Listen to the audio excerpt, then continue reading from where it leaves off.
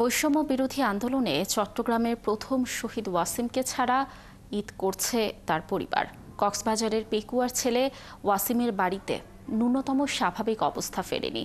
কথা বলার শক্তি হারিয়েছেন তার মা। আর গ্রামের মানুষরা বলছেন, ছাত্রদল নেতা শহীদ ওয়াসিমকে তারা মনে রাখবেন। এই শোক তারা পরিণত করবেন শক্তিতে।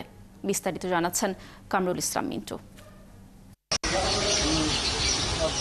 পেকুয়ার গ্রামে উঠোন, বাড়ি, ছবি আছে, দাঁড়িয়ে আছে তার ছেলেবেলার স্কুলটিও। পড়ার টেবিলে ভাজে ভাজে গোছানো আছে ওয়াসিমের বহু অর্জনের সার্টিফিকেট। শুধু ওয়াসিম নেই, গণ অভ্যুত্থানে শহীদ হন ওয়াসিম। পিতার কানে এখনো বাজে শহীদ হওয়ার আগে ছেলের সে আবদারের কথা। শেষবারের মতো ৫,০০০ টাকা চেয়েছিল, বলেছিল আর কখনো চাইবে না। বাবা বললেন, কথা রেখেছে ওয়াসিম, গেল ৮ মাসে আর কখনো টাকা দিতে হয়নি।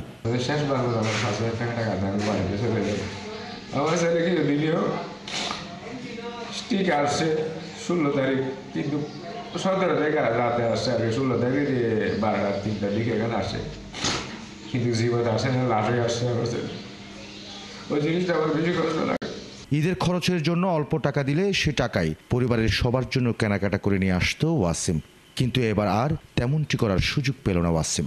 এবার আমার যত টাকা দিতাম এত বেশি জিনিস এর আম্মার জন্য, ভাইয়ের জন্য, বোনের জন্য আনতো। এবার কি আনবে? শহীদ ওয়াসিমের মা জ্যোৎস্না বেগমের চোখের পানি শুকায়নি ৮ মাসেও। বুকের কাঁপন থামেনি এই শহীদ সন্তানের মায়ের। মেজ সন্তান ছাড়া মায়ের তো ঈদের খুশি ম্লান হয়ে আছে।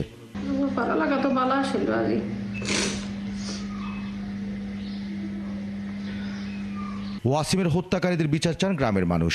পাশাপাশি তারা শহীদ ওয়াসিমের স্মৃতি ধরে রাখতে চান।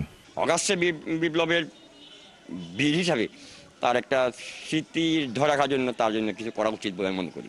সড়কটিকে শহীদ ওয়াসিম আকরামের নামে সংরক্ষণ করে শহীদ ওয়াসিম আকরাম বানু সড়ক দিবেন বলে আমি উপরের মহলে দাবি জানাই। বৈষম্য বিরোধী ছাত্র আন্দোলনে ১৭ জুলাই চট্টগ্রাম কলেজের সামনে প্রথম শহীদ হন কক্সবাজারের পেকুয়ার সন্তান ওয়াসিম আকরাম।